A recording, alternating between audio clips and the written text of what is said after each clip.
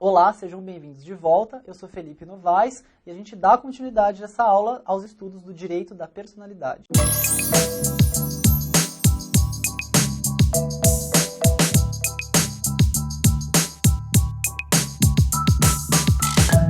Bom, na última aula a gente conseguiu falar de 3 características dos direitos da personalidade, né, em complementação a outras características mais específicas e mais polêmicas que a gente já tinha falado na aula anterior a essa. Absolutos, né, característica dos direitos, só retomando, ou seja, oponíveis erga omnes, contra todos e a qualquer tempo, tá? Só uma complementação em relação à parte patrimonial desses direitos, a observância da regra geral, tá? Mas, por exemplo, uma violação de uma imagem, né? Olha, tá sua imagem aqui e tal, mas se passou tanto tempo. Não, mesmo assim você pode reclamar o direito da personalidade em si, não os seus reflexos. O rol do Código Civil exemplificativo, primeiro porque o fundamento maior tem-se lá na Constituição, e o segundo porque, senão você estaria limitando a atividade do legislador que, enfim, não consegue prever todas as situações que o mundo dos fatos consegue trazer, principalmente se você for pensar que a aplicação da lei ela é, né, ao longo do tempo, prospectiva, né, para o futuro. Então, esse futuro ele é de difícil previsão. Então, para abarcar todas as modificações, a gente tem essa questão deste rol ser exemplificativo e não taxativo, que é aquele rol fechado e que não admite complementações. E a terceira característica que a gente falou na última aula é sobre os direitos serem inatos, ou seja, para alguns significa que é inato porque nasce com a pessoa e se extingue com ela. Na verdade, nasce com a pessoa, não. A gente tem que esses direitos eles existem desde a concepção, também a depender da teoria. Olha só como aquelas aulas eram importantes. E para outra corrente, eles são inatos porque eles são anteriores ao próprio direito. Então, é importante também ter em mente essas características.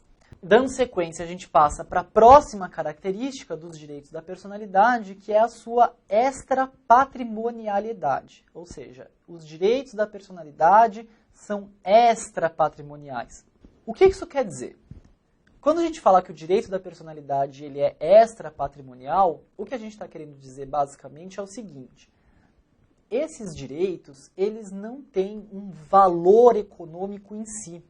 Então, quando o legislador, né, vamos, por exemplo, adiantar aí um dos direitos da personalidade, que a gente já falou um pouquinho, mas que a gente vai estudar depois individualmente. Mas quando a gente fala, por exemplo, na proteção do direito ao nome, por exemplo, essa proteção, essa tutela, né, e veja, se o Estado protege, é porque o indivíduo passa a ter o direito subjetivo àquele direito, né? E veja que essa aquisição de direito por parte do sujeito, ela não tem um critério econômico. Porque quando a gente está falando aqui no direito civil, via de regra, a gente trata de coisas patrimoniais, que são dedutíveis do ponto de vista econômico, né, ou econômicas em si.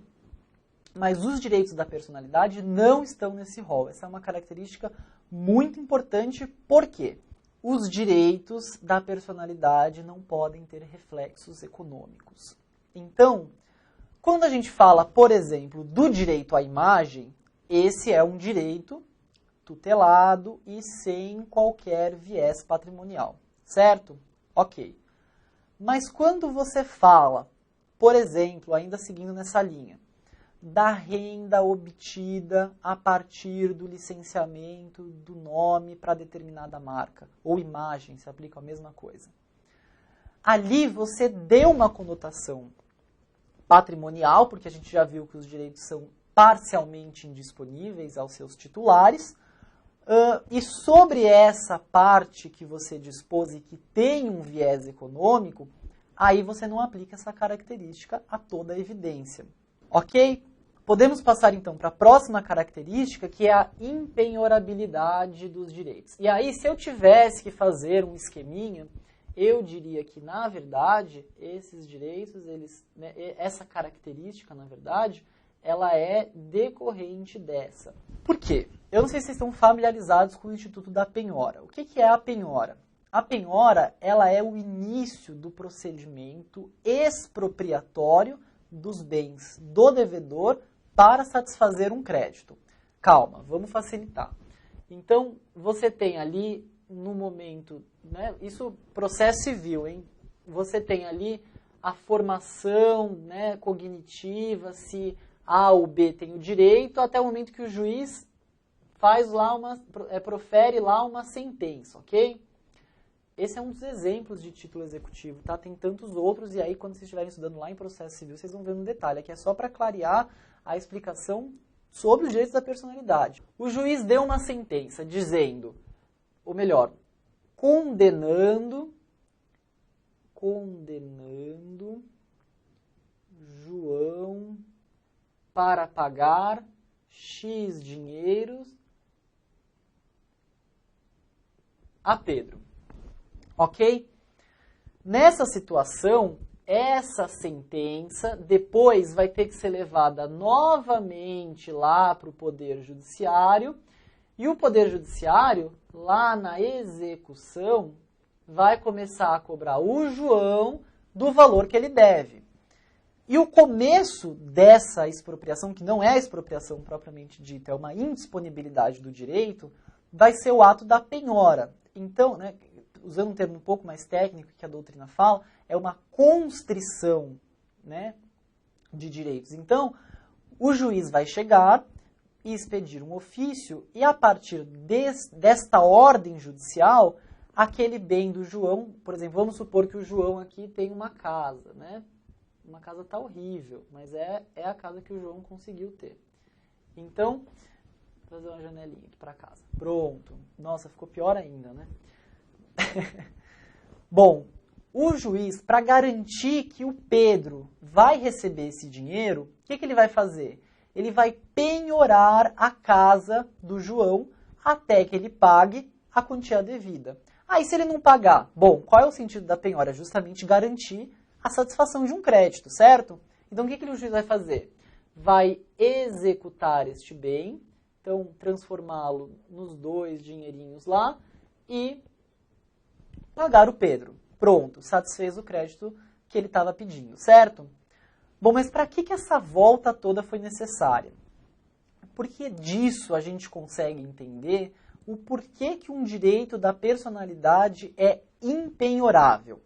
Veja, se a penhora é o primeiro ato que visa uma expropriação, o que é expropriação? É tirar, né, é substituir, é retirar, melhor dizendo, a titularidade de um bem. Então, a casa é do João, o juiz retira isso, vai a leilão e vai passar a quem adquirir.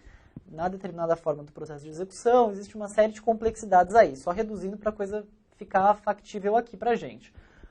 Mas, se a penhora é o início da expropriação, que não é expropriação propriamente dita, é uma constrição, porque a partir da penhora você não pode mais alienar, vai constar na matrícula, aquela situação e etc.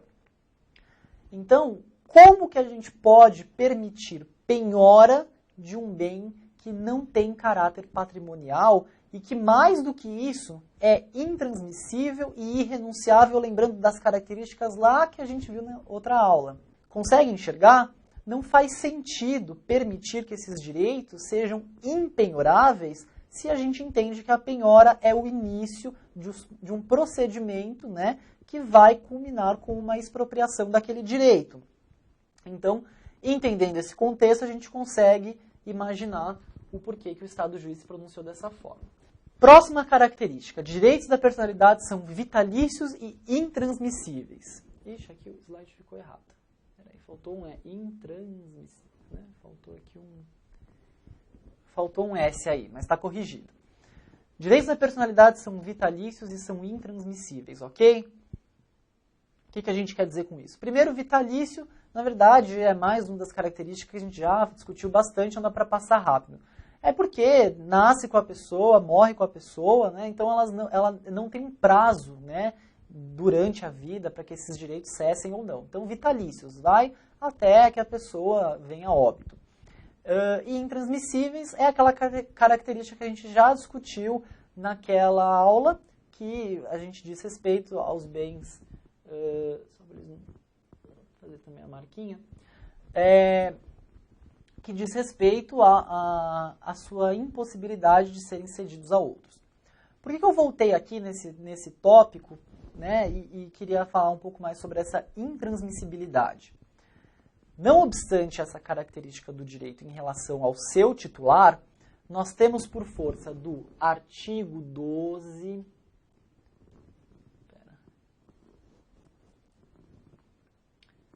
Nós temos por força do artigo 12, parágrafo único.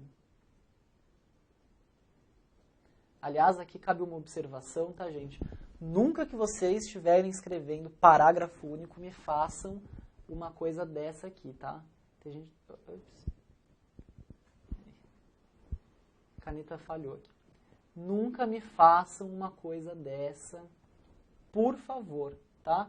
Isso aqui dica para toda e qualquer prova, exercício profissional ou concurso que vocês eventualmente prestarem.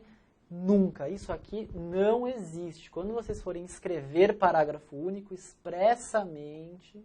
Retomando. Por força do artigo 12, parágrafo único, vamos ver o que ele diz. O cônjuge sobrevivente ou qualquer outro parente em linha reta ou colateral até o 4º grau.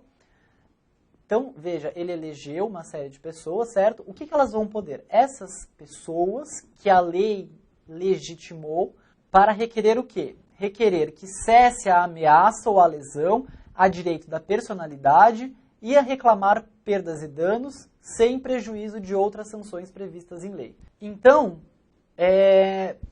vejam que ainda após a morte há uma preocupação do Estado em relação a determinados direitos da personalidade. E ele vai dizer que na falta da pessoa, são os titulares, exatamente aqueles que constam no parágrafo único que a gente acabou de falar, determinadas pessoas que serão legítimas, partes legítimas para requerer diante o Estado juiz que cesse a ameaça ou a lesão ao direito da personalidade. Então veja a importância que o legislador conferiu para estes determinados direitos. E é por isso que é muito importante ter essas características claras. Era só essa remissão que eu queria fazer. E por fim também, imprescritíveis, né? Ou seja, não há prazo para exercício desses direitos, tá? Conforme a gente também já tinha falado isso na última aula, então dá para passar um pouco mais rápido, é só citar as características, que é justamente essa.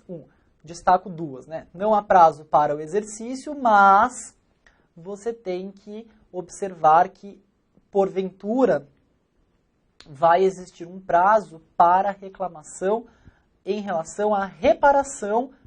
Aí a gente, veja, dá um contorno patrimonial, a reclamação sobre eventual ameaça ou lesão a esse direito, tá? Então só faço essa remissão.